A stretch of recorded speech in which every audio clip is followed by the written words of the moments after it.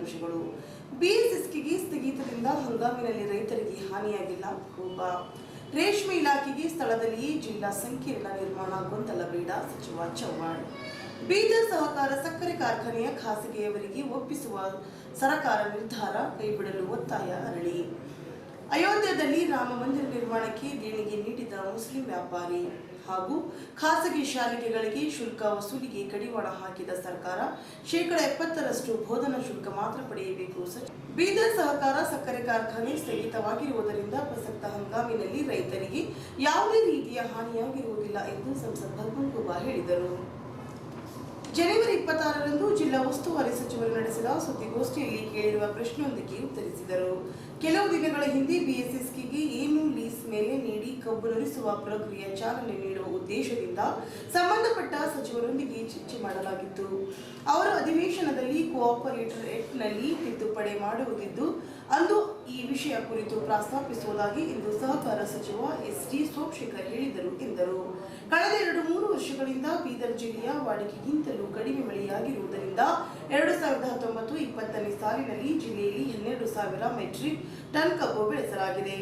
ಅಷ್ಟು ಕಬ್ಬನ್ನು ಇನ್ನುಳಿದ 4 ಸಹಕಾರ ಸಕ್ಕರೆ ಕಾರ್ಖಾನೆಗಳು ನುರಿಸಿವೆ. ಹೀಗಾಗಿ ಬೀದರ್ ಸಹಕಾರ ಸಕ್ಕರೆ ಕಾರ್ಖಾನೆ ಸ್ಥಗಿತವಾಗಿರುವುದರಿಂದ ರೈತರಿಗೆ ಹಾನಿಯಾಗಿಲ್ಲ ಎಂದರು.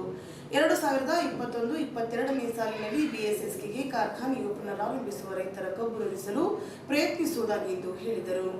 ಈ ಸಂದರ್ಭದಲ್ಲಿ ವಿಧಾನ ಪರಿಷತ್ ಸದಸ್ಯ ರಘುನಾಥ್ ಮಲ್ಕಾಪುರೆ, ಜಿಲ್ಲಾಧಿಕಾರಿ ರಾಮಚಂದ್ರನ್ ಆರ್, ಬೀದರ್ ನಗರಾಭಿವೃದ್ಧಿ ಪ್ರಾಧಿಕಾರ ಅಧ್ಯಕ್ಷ ಬಾಬು ವಾಲಿ, ಕರ್ನಾಟಕ ರಾಜ್ಯ ಕೈಗಾರಿಕೆ ಮೂಲಸೌಕರ್ಯ ಅಭಿವೃದ್ಧಿ ನಿಗಮ ಅಧ್ಯಕ್ಷ ಡಾಕ್ಟರ್ ಶೈಲೇಂದ್ರ ಬೆಲ್ದಾಳೆ, ಜಿಲ್ಲಾ ಪಂಚಾಯತ್ ಮುಖ್ಯ ಕಾರ್ಯನಿರ್ವಹಣಾಧಿಕಾರಿ ಜ್ಞಾನೇಂದ್ರ ಕುಮಾರ್ ಗಂಗಾವರ್, ಜಿಲ್ಲಾ ಪೊಲೀಸ್ ವರಿಷ್ಠಾಧಿಕಾರಿ ನಾಗೇಶ್ ಡಿಎಲ್ ಉಪಸ್ಥಿತರಿದ್ದರು.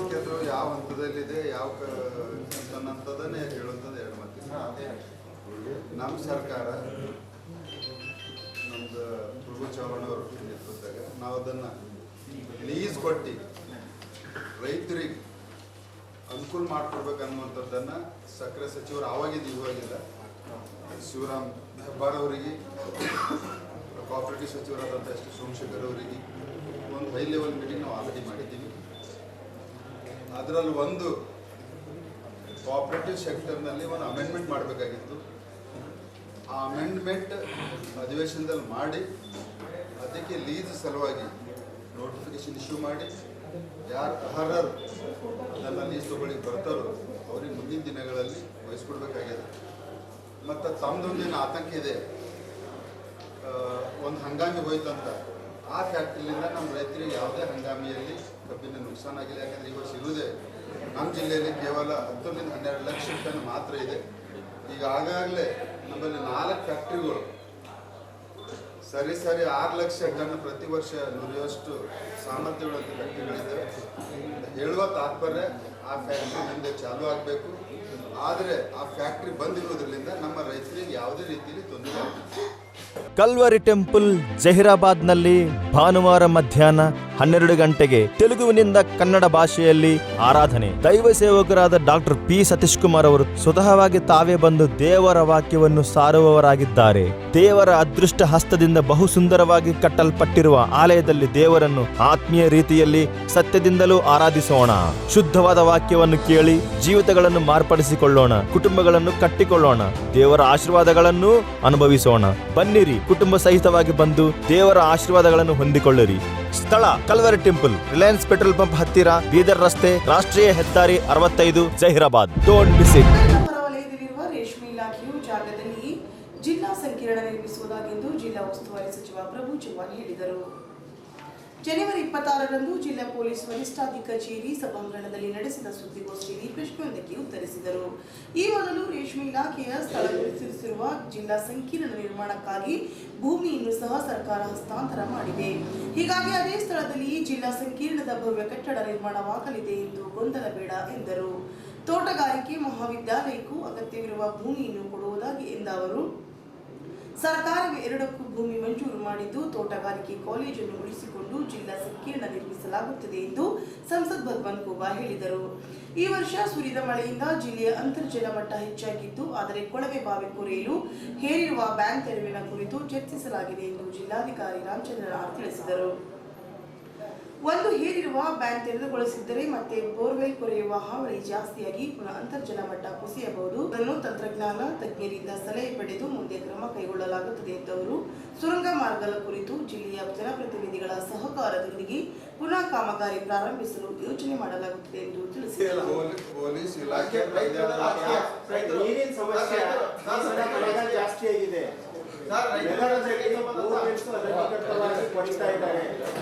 ಹೋಗಿ ಫಿಕ್ಸ್ ಮಾಡಿದೀವಿ. ಎಲ್ಲಿ ರೇಷ್ಮೆ ಇಲಾಖೆ ಜಾಗ ನೋಡೋಣ. ಫಸ್ಟ್ ನಮ್ದು ವಿಷಯ ಮಾಡ್ಲಿಕ್ಕೆ ಆರ್ಡರ್ ಆಯ್ತು. ಜಾಗ ಫಸ್ಟ್ ಲೆಟರ್ ನಮ್ದು ಬಂತು, ವಿಷಯ ಆಫೀಸ್ ಮಾಡಬಹುದು. ಆಮೇಲೆ ಹರ್ಟಿಕಲ್ಚರ್ ಆಗಿದೆ.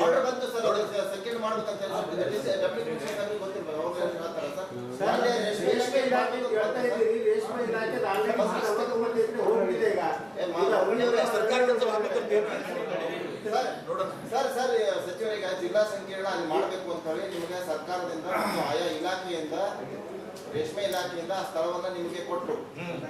ನೀವು ಅದನ್ನ ಒಪ್ಕೋತೀರಿ. ಈಗ ಇಲ್ಲಿ ಪಕ್ಕದವರು ಇಲ್ಲ ಅಂತ ಹೇಳ್ತಾರೆ. ಡೆಪ್ಟಿ ಕಮಿಷನರ್ ಸಾಹೇಬರು ಬಂದಿತ್ತು, ಪರ್ಮಿಷನ್ ಕೊಟ್ಟಿದ್ರು ಅಂತ ಹೇಳ್ತಾ ಇದ್ದಾರೆ. ಪರ್ಮಿಷನ್ ಬಂದಿದೆ.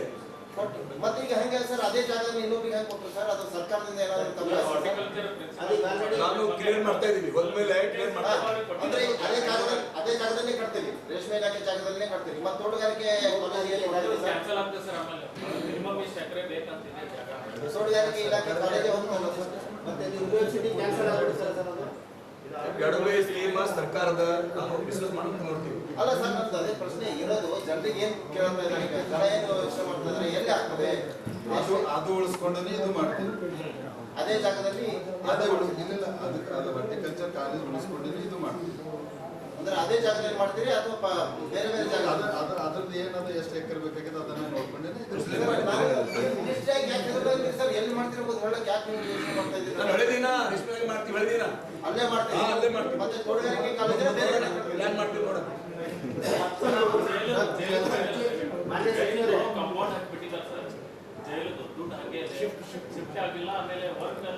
ಜೈಲು 100 ಕೋಟಿ ಕಾಮಗಾರಿ ಪ್ರಾರಂಭ ಆಗಬೇಕು. 100 ಕೋಟಿ ಬಂದಿದೆ, ನಡೀತಾ ಇದೆ.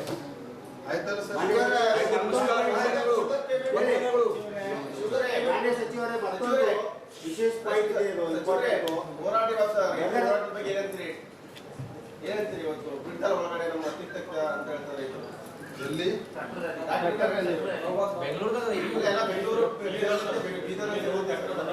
ಮಳೆ ಆಗಿದೆ, ಗ್ರೌಂಡ್ ವಾಟರ್ ಹೆಚ್ಚಾಗಿದೆ. ಈಗ ಬ್ಯಾನ್ ಅನ್ನು ತೆಗೆದಿದ್ದಾಗ ಏನಾಗುತ್ತದೆ, ಮತ್ತೆ ಸಿಕ್ಕಾಪಟ್ಟೆ ಬೋರ್ವೆಲ್ ಕುಡಿತಾರೆ, ಮತ್ತೆ ಕೆಳಗಡೆ ಹೋಗುತ್ತಾರೆ. ಸೊ ಇದನ್ನ ನಿಯಂತ್ರಣದಲ್ಲಿ ಅನುಮತಿ ಕೊಡಬೇಕಂತ ನಿರ್ಣಯ ಇದೆ ಸರ್. ನಮ್ಮ ಮುಂದಿನ KDP ಸಭೆಯಲ್ಲಿ ಅದನ್ನ ಪ್ರೊಸೀಡಿಂಗ್ಸ್ ಮಾಡಿ ಅದನ್ನ ಬ್ಯಾನ್ ಅನ್ನ ರೆಗ್ಯುಲೇಟ್ ಮಾಡಿ ಪರ್ಮಿಷನ್ ಕೊಡುವ ವ್ಯವಸ್ಥೆ ಮಾಡೋಣ ಅಂತ ಜನಗಳಿಂದ ಬಹಳ ಸಿಚುವೇಶನ್ ಇದೆಯಾ ಅನ್ನೋದನ್ನ ತಾಂತ್ರಿಕವಾಗಿ ಪರಿಶೀಲಿಸಿ ಅಂಡರ್ಗ್ರೌಂಡ್ ವಾಟರ್ ಲೆವೆಲ್ ಇಂಪ್ರೂವ್ ಆಗಿದೆಯಾ, ಈಗ ಮಾಡಬಹುದೇ ಅನ್ನೋದನ್ನ ಒಂದು ಟೆಕ್ನಿಕಲ್ ರಿಪೋರ್ಟ್ ಅನ್ನು ಪಡೆದು ಅದನ್ನ ರೆಗ್ಯುಲೇಟ್ ಮಾಡೋಣ ಅಂತ ನೀವುಗಳು ಕೂಡ ಈಗ ಒಂದ್ಸತಿ ಚರ್ಚೆ ಮಾಡಿದಾಗ ನೀವೇ ಒಂದು ಸಲಹೆ ಹೇಳಿದ್ವಿ. ಈಗ ಒಂದು ಅಪ್ಲೈ ಮಾಡ್ಲಿ ಸರ್, 10 days ಅಥವಾ ಮಿನಿಮಮ್ 15 days ಒಳಗಾಗಿ ಪರ್ಮಿಷನ್ ಕೊಡಬೇಕು. ಇಲ್ಲದ್ರೆ ಡೀಮ್ಡ್ ಪರ್ಮಿಷನ್ ಆ ತರ ಮಾಡೋದು, ಅಥವಾ ತಿಂಗಳಿಗೆ ಇಷ್ಟೇ ಬೋರ್ವೆಲ್ಗೆ ಪರ್ಮಿಷನ್ ಕೊಡೋದಕ್ಕೆ ಇಷ್ಟು ಸಂಖ್ಯೆ ಅಂತ ನಿರ್ಣಯ ಒಂದು ನಿಗಾ ವಹಿಸೋದು ಅಂತದ್ದು ಏನಾದ್ರು ಮಾಡಬೇಕು. ಅದರ ಬಗ್ಗೆ ಈಗ ಚರ್ಚೆ ಮಾಡ್ತಾ ಇದೀವಿ. ಚರ್ಚೆ ಮಾಡಿ ಆದಷ್ಟು ಬೇಗ ಈಗ ಏರಿಯಾದ ಬಗ್ಗೆ ನೀವು ಹೇಳಿದ ಹಾಗೆ ಈಗ ನರ್ಸಿಂಗ್ ಜರ್ನದ್ದು ಇದೆ, ನಮ್ಮ ಗುರುದ್ವಾರದಲ್ಲಿ ನ್ಯಾಚುರಲ್ ಸ್ಪ್ರಿಂಗ್ಸ್ ಇದೆ, ಅಂತ ಕಡೆ ಅದನ್ನ ಬ್ಯಾನ್ ವಿಲ್ ಬಿ ಕಂಟಿನ್ಯೂ. ಯಾವ ಏರಿಯಾದಿಂದ ಯಾವ ಏರಿಯಾವರೆಗೆ ಅಂತ ಡಿಮಾರ್ಕ್ ಮಾಡಿಸಿ ಮ್ಯಾಪ್ ನಲ್ಲಿ ಮಾಡಿ ಅದನ್ನ ಘೋಷಣೆ ಮಾಡಿ ಈ ಕಳೆದ 7 ತಿಂಗಳಲ್ಲಿ ಯಾವುದೇ ಕರೇಜ್ ಬಗ್ಗೆ ಯಾವುದೂ ಈಗ ಕಾನ್ಸಂಟ್ರೇಷನ್ ಮಾಡಕ್ ಆಗ್ಲಿಲ್ಲ. ಈಗ ಕೊರೋನಾ ಇದ್ದ ಸಂದರ್ಭದ ನಂತರ ಬಹಳಷ್ಟು ಸರ್ಕಾರದ ಕೆಲಸಗಳು ಏನ್ ಪೆಂಡಿಂಗ್ ಇತ್ತು ಅವುಗಳನ್ನ ಪ್ರಯಾರಿಟಿ ಮಾಡಿಸ್ಕೊಂಡು ಅದನ್ನ ವಿಲೇವಾರಿ ಮಾಡೋದ್ರಲ್ಲಿ ಈಗ ನಮ್ಮ ಫೋಕಸ್ ಎಲ್ಲ ಇದೆ. ಇದು ಹೇಳಿದ ಹಾಗೆ ಈಗ ಮುಂಬರುವ ದಿನಮಾನಗಳಲ್ಲಿ ಖಂಡಿತ ಕರೇಜ್ ಬಗ್ಗೆ ಒಂದು ಮೀಟಿಂಗ್ ಅನ್ನ ಕರೆದು ಯಾವ ಮಟ್ಟದಲ್ಲಿ ನಿಂತಿತ್ತು ಅದನ್ನ ಮುಂದುವರಿಸಲಿಕ್ಕೆ ಎಲ್ಲ ಜನಪ್ರತಿನಿಧಿಗಳ ಸಹಕಾರ ತಗೊಂಡು ಅದನ್ನು ಮುಂದುವರಿಸ್ತೀವಿ, ಖಂಡಿತ ಮಾಡಿಸ್ತೀವಿ. ಧನ್ಯವಾದ. ಚರ್ಚೆ ಆಗಿದೆ, ಚರ್ಚೆಗೆ ಈಗ ಪ್ರೊಸೀಡಿಂಗ್ಸ್ ಮಾಡಿ ಆದೇಶ ಮಾಡೋದು. ಅಂಡರ್ ಗ್ರೌಂಡ್ ವಾಟರ್ ರಿಪೋರ್ಟ್ಗೆ ಕೂಡ ವರದಿ ಕೋರಿದೀವಿ. ರಿಪೋರ್ಟ್ ಓಕೆ, ಧನ್ಯವಾದಗಳು. ಜಿಲ್ಲೆಯ ರೈತರ ಜೀವನಾಡಿಯಾದ ಬೀದರ್ ಸಹಕಾರ ಸಕ್ಕರೆ ಕಾರ್ಖಾನೆಯು ಪುನರಾರಂಭಿಸಲು ಕೇವಲ 50 ಕೋಟಿ ಹಣ ಸಾಕು. ಆದರೆ ಸರ್ಕಾರ ಈ ಹಣವನ್ನು ನೀಡದೆ ಖಾಸಗಿಯವರ ಒತ್ತಡಕ್ಕೆ ಒಪ್ಪಿಸಲು ನಡೆಸುತ್ತಿರುವ ಹುನ್ನಾರ ಸರಿಯಿಲ್ಲ ಎಂದು ವಿಧಾನ ಪರಿಷತ್ ಸದಸ್ಯ ಅನಿಲ್ ಬಿಡುಗಡೆ ಮಾಡಿ, ಬಿಜೆಪಿ ನೇತೃತ್ವದ ಸರ್ಕಾರಗಳು ಅದು ಕೇಂದ್ರವಾಗಲಿ ಅಥವಾ ರಾಜ್ಯವಾಗಲಿ ಸರ್ಕಾರಿ ಸ್ವಾಮ್ಯದ ಸಂಸ್ಥೆಗಳನ್ನು ಖಾಸಗಿಯವರಿಗೆ ನೀಡುವ ಪರಿಪಾಠ ಹಾಕಿಕೊಂಡಿದೆ ಎಂದು ದೂರಿದ್ದಾರೆ. ಬಿಎಸ್ಎಸ್ಕಿ ಸರ್ಕಾರಿ ಸ್ವಾಮ್ಯದ ಕಾರ್ಖಾನೆಯಾಗಿದ್ದ ಇದರಿಂದ ರೈತರ ಸಮುದಾಯಕ್ಕೆ ಬಹಳಷ್ಟು ಅನುಕೂಲವಾಗುತ್ತಿತ್ತು. ಅದನ್ನು ಬಂದ್ ಮಾಡಿರುವುದರಿಂದ ಈ ಕಾರ್ಖಾನೆಗೆ ಉತ್ತೇಜನ ಮಾಡುವುದು ಮರೆತು ಖಾಸಗಿ ಅವರು ನೀಡಿರುವ ಹುನ್ನಾರ ಸರ್ಕಾರದಿಂದ ನಿರಂತರವಾಗಿ ನಡೆಯುತ್ತಿದೆ ಎಂದಿದ್ದಾರೆ. ಕಾರ್ಖಾನೆ ಬಗ್ಗೆ ಇವರು ಸಲ್ಲದ ಆರೋಪ ಮಾಡಿ ಈ ಕಾರ್ಖಾನೆ 200 ಕೋಟಿ ಕೊಟ್ಟರೂ ಪ್ರಾರಂಭವಾಗುವುದಿಲ್ಲ ಎಂಬ ಭಾವನೆಯನ್ನು ಸರ್ಕಾರದಲ್ಲಿ ಈ ಬಿಜೆಪಿ ಅಂಡ ಇದಾಗಿದೆ.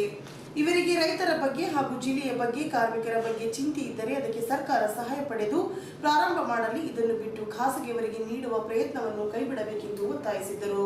ಈಗಾಗಲೇ ರೇಷ್ಮೆ ಇಲಾಖೆಗೆ ಸೇರಿದ 82 ಎಕರೆ ಜಮೀನಿನಲ್ಲಿ 49.23 ಎಕರೆ ಜಮೀನು ತೋಟಗಾರಿಕೆ ಮಹಾವಿದ್ಯಾಲಯಕ್ಕೆ ಹಸ್ತಾಂತರ ಮಾಡಿ ರಾಜ್ಯ ಸರ್ಕಾರ ಆದೇಶ ಹೊರಡಿಸಿದ ನಂತರವೂ ಬಿಜೆಪಿ ನಾಯಕರು ಸ್ವಪ್ರತಿಷ್ಠೆಗೆ ಒಳಗಾಗಿ ನಾವು ರೇಷ್ಮೆ ಇಲಾಖೆಯಲ್ಲಿಯೇ ಜಮೀನಿನಲ್ಲಿಯೇ ನೀಡಲಾದ ತೋಟಗಾರಿಕೆ ಮಹಾವಿದ್ಯಾಲಯದ ಸ್ಥಳದಲ್ಲಿ ಜಿಲ್ಲಾ ಸಂಕೀರ್ಣವನ್ನು ನಿರ್ಮಿಸುತ್ತವೆ ಎಂದು ಹೇಳಿಕೆ ನೀಡಿರುವ ಬಿಜೆಪಿ ನಾಯಕರ ಬುದ್ಧಿಮಟ್ಟವನ್ನು ಪ್ರದರ್ಶಿಸುತ್ತದೆ. ಈ ತೋಟಗಾರಿಕೆ ಮಹಾವಿದ್ಯಾಲಯ ಇಲಾಖೆಗೆ ನೀಡಲಾದ ಜಮೀನಿನಿಂದ ಬೀದರ್ ಜಿಲ್ಲೆಯಲ್ಲಿ ಈ ಮಹಾವಿದ್ಯಾಲಯ ಉಳಿಯಲು ಸಾಧ್ಯವಾಗಿತ್ತು. ಇಲ್ಲದಿದ್ದರೆ ಈ ಮಹಾವಿದ್ಯಾಲಯದ ಮಾನ್ಯತೆಯನ್ನು ರದ್ದಾಗುತ್ತಿತ್ತು. ಇದು ಈಗ ರದ್ದು ನೀತಿಯಿಂದ ತಪ್ಪಿದಂತಾಗಿದೆ. ಈ ನಾಯಕರು ಹೇಳಿದಂತೆ ತೋಟಗಾರಿಕೆ ಮಹಾವಿದ್ಯಾಲಯದ ಸ್ಥಳದಲ್ಲಿ ಜಿಲ್ಲಾ ಸಂಕೀರ್ಣ ಮಾಡಿದ್ದರೆ ಇದಕ್ಕೆ ಜಮೀನು ಇಲ್ಲದ ಕಾರಣ ಮಾನ್ಯತೆ ರದ್ದಾಗುವುದರಲ್ಲಿ ಯಾವುದೇ ಅನುಮಾನವಿಲ್ಲ. ಈ ಬಿಜೆಪಿ ನಾಯಕರು ಬರೀ ಬಡಾಯಿ ಕೊಚ್ಚಿಕೊಳ್ಳುವುದು ಇವರಿಗೆ ಸೀಮಿತ. ಈಗಾಗಲೇ ಜಿಲ್ಲೆಗೆ ಬಂದಂತಹ ಮೌಲಾನಾ ಆಜಾದ್ ನ್ಯಾಷನಲ್ ಉರ್ದು ವಿಶ್ವವಿದ್ಯಾಲಯ, ಶೆಟ್ಲೇಟ್ ಕ್ಯಾಂಪಸ್ ಹಾಗೂ ಹೆಲಿಕಾಪ್ಟರ್ ಯೂನಿಟ್ ಸಂಶೋಧನಾ ಕೇಂದ್ರ ಇವು ಬೀದರ್ಗೆ ಮಂಜೂರಿಯಾದರೂ ಇದಕ್ಕೆ ಸರಿಯಾದ ಸಮಯದಲ್ಲಿ ಜಮೀನು ಒದಗಿಸದ ಕಾರಣ ಈ ಎಲ್ಲ ಸಂಸ್ಥೆಗಳು ಬೇರೆ ಕಡೆಗೆ ಹೋಗಿದ್ದು ಇದೇ ಬಿಜೆಪಿ ನಾಯಕರ ಕಾರಣಗಳಿಂದಾಗಿ ಇವಾಗ ಈ ಕಾಲೇಜು ಕೂಡ ಜಮೀನಿನ ಇವರ ಆಕ್ಷೇಪಣೆಗಳಿಂದ ದಿಕ್ಕಿಲ್ಲದಂತೆ ಕಾಲೇಜಿನ ಮಾನ್ಯತೆ ಮತ್ತು ರದ್ದಾಗುವುದರಲ್ಲಿ ಅನುಮಾನವಿಲ್ಲ. ಇದಕ್ಕೂ ಕೂಡ ಬಿಜೆಪಿ ನಾಯಕರೇ ಹೊಣೆಗಾರರಾಗುತ್ತಾರೆ ಎಂದು ತಿಳಿಸಿದ್ದಾರೆ. ಬೀದರ್ ಜಿಲ್ಲೆಯ ಅಭಿವೃದ್ಧಿಗಾಗಿ ಪಕ್ಷಭೇದ ಮರೆತು ಎಲ್ಲರೂ ಒಂದಾಗಿ ಕೆಲಸ ಮಾಡುವ ಪ್ರವೃತ್ತಿಯನ್ನು ಬಿಜೆಪಿ ನಾಯಕರು ಬೆಳೆಸಿಕೊಳ್ಳಲಿ. ಇಲ್ಲದಿದ್ದರೆ ಬೀದರ್ ಜಿಲ್ಲೆಗೆ ಮಾರಕವಾಗುವುದರಲ್ಲಿ ಅನುಮಾನವಿಲ್ಲ ಎಂದು ಹೇಳಿದ್ದಾರೆ.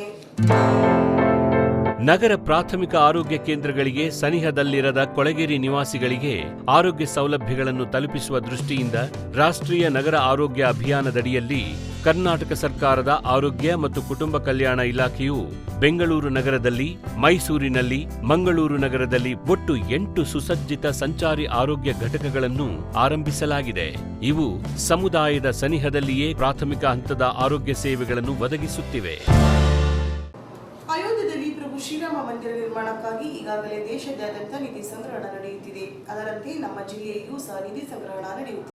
ಕಜಾಲಿಯಾ ಸ್ಟೋರ್ನ ಮಾಲೀಕ ಎಂಡಿ ಅಯಾಜ್ ಉಲ್ ಹಕ್ ರವರು ರೂಪಾಯಿ 51,000 ದೇಣಿಗೆಯನ್ನು ನೀಡಿ ಶ್ರೀರಾಮ ಮಂದಿರ ನಿರ್ಮಾಣಕ್ಕೆ ತನ್ನ ಸಹಕಾರ ನೀಡಿ ರಾಮ ಮತ್ತು ರಹೀಂ ಇಬ್ಬರು ಒಂದೇ ಎನ್ನುವ ಸಂದೇಶವನ್ನು ಸಮಾಜಕ್ಕೆ ಮತ್ತೊಮ್ಮೆ ನೆನಪು ಮಾಡಿದರು ಎಂದು ಸಂಸದ್ ಭಗವಂತ್ ಖೂಬಾ ತಿಳಿಸಿದ್ದಾರೆ.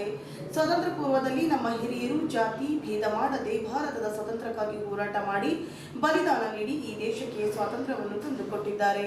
ಆದರೆ ಸುಮಾರು 70 ವರ್ಷಗಳಿಂದ ದೇಶದ ಒಂದು ರಾಜಕೀಯ ಪಕ್ಷ ತನ್ನ ವೋಟ್ ಬ್ಯಾಂಕ್ಗಾಗಿ ಅನಗತ್ಯ ವಿಷಯಗಳ ಚರ್ಚೆಗೆ ತಂದು ಕೆಲವು ಮುಖಂಡರನ್ನು ಬಳಸಿಕೊಂಡು ಮುಗ್ಧ ಹಿಂದೂ ಹಾಗೂ ಮುಸ್ಲಿಂ ಮತ್ತು ಎಲ್ಲ ಕೋಮಿನ ಜನರಲ್ಲಿ ಭೇದ ಭಾವ ಸೃಷ್ಟಿಸಿ ಎಲ್ಲ ಜಾತಿ ಧರ್ಮಗಳ ಅಭಿವೃದ್ಧಿ ಮಾಡದೆ ನಮ್ಮಲ್ಲಿ ಅಂತರ ಹೆಚ್ಚಿಸಿದ್ದಾರೆ.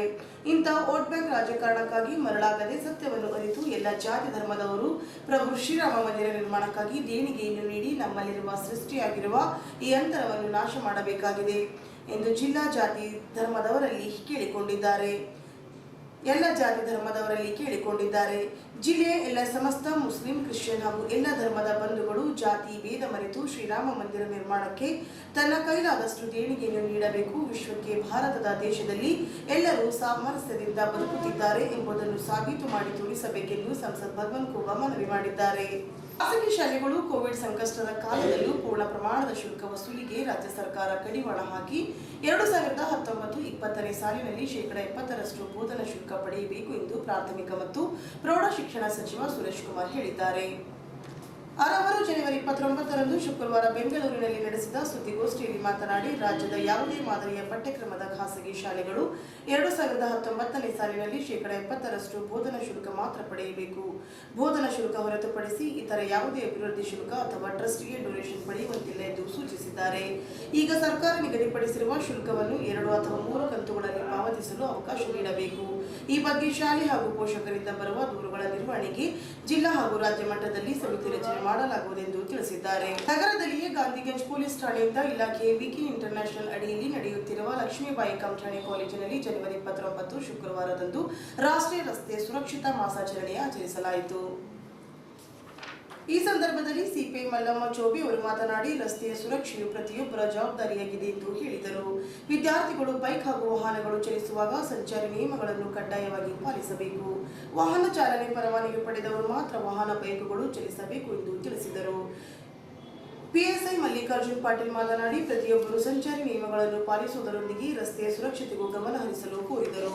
ವೇದಿಕೆ ಮೇಲೆ ಸಂಸ್ಥೆಯ ಅಧ್ಯಕ್ಷ ವೈಜನಾಥ್ ಕಂಠಾಣೆ, ದಿಲೀಪ್ ಕುಮಾರ್ ಕಂಠಾಣೆ ಹಾಗೂ ಪ್ರಾಂಶುಪಾಲರು, ಉಪನ್ಯಾಸಕರು ಮತ್ತು ಪೊಲೀಸ್ ಪೇದೆ ರಾಜ್ಕುಮಾರ್ ಸೇರಿದಂತೆ ಮುಂತಾದವರು ಉಪಸ್ಥಿತರಿದ್ದರು.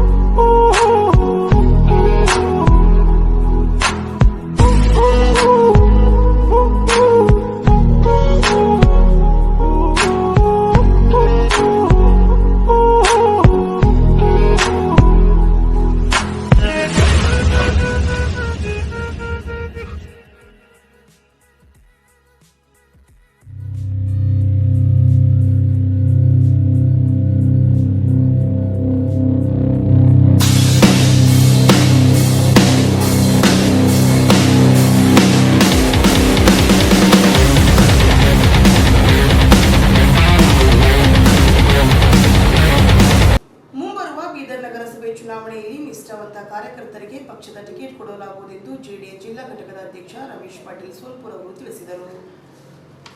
ನಗರದ ಪಕ್ಷದ ಜಿಲ್ಲಾ ಘಟಕದ ಕಚೇರಿಯಲ್ಲಿ ನಡೆದ ನಗರಸಭೆ ಚುನಾವಣೆ ಪೂರ್ವಭಾವಿ ಸಿದ್ಧತಾ ಸಭೆಯಲ್ಲಿ ಅವರು ಮಾತನಾಡಿದರು. ಪಕ್ಷಕ್ಕಾಗಿ ಸಲ್ಲಿಸಿದ ಸೇವೆ ಹಾಗೂ ಸಾಮಾಜಿಕ ಕಾಳಜಿಯನ್ನು ಟಿಕೆಟ್ಗೆ ಪರಿಗಣಿಸಲಾಗುವುದೆಂದು ತಿಳಿಸಿದರು. ಜೆಡಿಎಸ್ ಶಾಸಕಾಂಗ ಪಕ್ಷದ ಉಪನಾಯಕರು ಆದ ಬೀದರ್ ದಕ್ಷಿಣ ಶಾಸಕ ಬಂಡೆಪ್ಪ ಖಾಶೆಂಪುರ್ ಅವರ ನೇತೃತ್ವದಲ್ಲಿ ಪಕ್ಷ ಚುನಾವಣೆ ಎದುರಿಸಲಿದೆ. ಎಲ್ಲ 35 ವಾರ್ಡ್ಗಳಲ್ಲಿ ಅಭ್ಯರ್ಥಿಗಳನ್ನು ಕಣಕ್ಕೆ ಇಳಿಸಲಿದ್ದು ಕನಿಷ್ಠ 20ರಿಂದ 25 ಸ್ಥಾನಗಳನ್ನು ಗೆಲ್ಲಲಿದೆ ಎಂದು ವಿಶ್ವಾಸ ವ್ಯಕ್ತಪಡಿಸಿದರು. ಈಗಾಗಲೇ ಪಕ್ಷದ ಕಾರ್ಯಕರ್ತರು ಈಗಿನಿಂದಲೇ ಚುನಾವಣೆ ತಯಾರಿ ನಡೆಸಬೇಕು, ಪಕ್ಷದ ಸಂಘಟನೆ ಬಲವರ್ಧನೆ ಕಾರ್ಯದಲ್ಲಿ ತೊಡಗಿಸಿಕೊಳ್ಳಬೇಕೆಂದು ಸಲಹೆ ಮಾಡಿದರು. ನಗರಸಭೆಯಲ್ಲಿ ಆಡಳಿತ ಚುಕ್ಕಾಣಿ ಚುಕ್ಕಾಣಿ ಹಿಡಿಯಲು ಏನೇನು ರಣತಂತ್ರಗಳನ್ನು ರೂಪಿಸಬೇಕು ಎನ್ನುವ ಕುರಿತು ಸಭೆಯಲ್ಲಿ ವಿಸ್ತೃತ ಚರ್ಚೆ ನಡೆಯಿತು. ಬಸವ ಕಲ್ಯಾಣ ವಿಧಾನಸಭಾ ಕ್ಷೇತ್ರದ ಉಪಚುನಾವಣೆಯಲ್ಲಿ ಜೆಡಿಎಸ್ ತನ್ನ ಅಭ್ಯರ್ಥಿಯನ್ನು ಕಣಕ್ಕೆ ಇಳಿಸಲಿದೆ. ಪಕ್ಷದ ವರಿಷ್ಠರು ಈಗಾಗಲೇ ಅಭ್ಯರ್ಥಿಯನ್ನು ಕಣಕ್ಕೆ ಇಳಿಸುವ ಭರವಸೆ ನೀಡಿದ್ದಾರೆಂದು ಪಾಟೀಲ್ ಹೇಳಿದರು. ಬಸವ ಕಲ್ಯಾಣದಲ್ಲಿ ಜೆಡಿಎಸ್ಗೆ ಗಟ್ಟಿ ಮೇಲೆ ಇದೆ. ಕ್ಷೇತ್ರದಲ್ಲಿ 7 ಸಲ ಜನತಾ ಪರಿವಾರದ ಅಭ್ಯರ್ಥಿಗಳು ಗೆಲುವು ಸಾಧಿಸಿದರೆ ಕಾಂಗ್ರೆಸ್ 3 ಹಾಗೂ ಬಿಜೆಪಿ ಒಮ್ಮೆ ಮಾತ್ರ ಜಯ ಗಳಿಸಿದೆ. ಉಪಚುನಾವಣೆಯಲ್ಲಿ ಪಕ್ಷ ಜಯಭೇರಿ ಬಾರಿಸುವ ವಿಶ್ವಾಸ ಇದೆ ಎಂದು ತಿಳಿಸಿದರು. ಸಭೆ ಆರಂಭಕ್ಕೆ ಮುನ್ನ ಜೆಡಿಎಸ್ ಶಾಸಕರಾಗಿದ್ದ ಮಾಜಿ ಸಚಿವ ಡಿ.ಎಂ.ಸಿ. ಮನಗೋಡೆ ಅವರಿಗೆ ಶ್ರದ್ಧಾಂಜಲಿ ಸಲ್ಲಿಸಲಾಯಿತು. ಪಕ್ಷ ನಿಷ್ಠೆ 2 ಬಾರಿ ಸಚಿವರಾಗಿ ಅವರು ಸಲ್ಲಿಸಿದ ಸೇವೆಯನ್ನು ಸ್ಮರಿಸಲಾಯಿತು. ಸಭೆಯಲ್ಲಿ ಐಲಿಯನ್ ಜಾನ್ ಮಠಪತಿ, ಜಿಲ್ಲಾ ಘಟಕದ ಪ್ರಧಾನ ಕಾರ್ಯದರ್ಶಿಗಳಾದ ಅಶೋಕ್ ಕೊಡಗೆ, ಮನೋಹರ್ ದಂಡೆ, ಮುಖಂಡರಾದ ದೇವೇಂದ್ರ ಸೋನಿ, ನಬೀರ್ ಖುರೇಶಿ, ಅಭಿ ಕಾಳೆ, ರಾಜಶೇಖರ್ ಜವಳೆ, ಪ್ರಭು ಚಿಟ್ಟ, ಶಿವರಾಜ್ ಕಟ್ಗಿ, ಪಕ್ಷದ ಬೀದರ್ ನಗರ ಘಟಕದ ಅಧ್ಯಕ್ಷ ಸುದರ್ಶನ್ ಉಪಸ್ಥಿತರಿದ್ದರು. ಇಲ್ಲಿ ಮತ್ತೊಮ್ಮೆ ಮುಖ್ಯಾಂಶಗಳು. ಬಿಎಸ್ಎಸ್ಕೆ ಸ್ಥಗಿತದಿಂದ ಹಂಗಾಮಿನಲ್ಲಿ ರೈತರಿಗೆ ಹಾನಿಯಾಗಿಲ್ಲ ಖೂಬ. ರೇಷ್ಮೆ ಇಲಾಖೆಗೆ ಸ್ಥಳದಲ್ಲಿ ಜಿಲ್ಲಾ ಸಂಕೀರ್ಣ ನಿರ್ಮಾಣ ಗೊಂದಲ ಬೇಡ, ಸಚಿವ ಪ್ರಭು ಚವ್ಹಾಣ್. ಬೀದರ್ ಸಹಕಾರ ಸಕ್ಕರೆ ಕಾರ್ಖಾನೆಗೆ ಖಾಸಗಿಯವರಿಗೆ ಒಪ್ಪಿಸುವ ಸರ್ಕಾರ ನಿರ್ಧಾರ ಕೈಬಿಡಲು ಒತ್ತಾಯ ಅರಳಿ. ಅಯೋಧ್ಯೆಯಲ್ಲಿ ರಾಮ ಮಂದಿರ ನಿರ್ಮಾಣಕ್ಕೆ ದೇಣಿಗೆ ನೀಡಿದ ಮುಸ್ಲಿಂ ವ್ಯಾಪಾರಿ ಹಾಗೂ ಖಾಸಗಿ ಶಾಲೆಗಳಿಗೆ ಶುಲ್ಕ ವಸೂಲಿಗೆ ಕಡಿವಾಣ ಹಾಕಿದ ಸರ್ಕಾರ 70% ಬೋಧನಾ ಶುಲ್ಕ ಮಾತ್ರ ಪಡೆಯಬೇಕು, ಸಚಿವ ಸುರೇಶ್ ಕುಮಾರ್. ಇದರೊಂದಿಗೆ ನಮ್ಮ ಈ ವಾರ್ತಾ ಪ್ರಸಾರ ಮುಕ್ತಾಯವಾಯಿತು. ಮುಂದಿನ ವಾರ್ತೆಗಳೊಂದಿಗೆ ಮತ್ತೆ ಭೇಟಿಯಾಗೋಣ. ವಂದನೆಗಳು.